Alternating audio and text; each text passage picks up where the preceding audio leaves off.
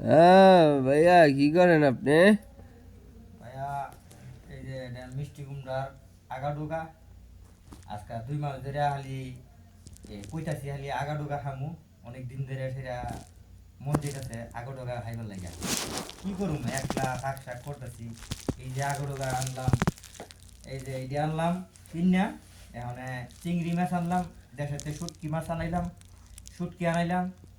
তাই এটা আজকে বানাই দিতেছি। কালকে এটা পাক টাক কইরা আল্লাহ যদি তৌফিকে রাখে খাওয়ার জন্য পাক শাক কইরা এটা খাবো। তবে আচ্ছা ভাই, অনেক দিন ঠিক আছে। আমার আশা এগুলা খাওয়ার।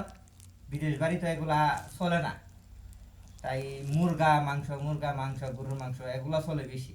তো এইটা বানাইতে যেমন তো খাওয়ার জন্য, স্বাস্থ্যের জন্য উপকার।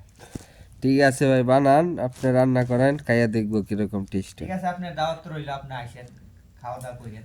ঠিক আছে ভাই, আল্লাহ ধন্যবাদ হাফেজ। আপনাকে।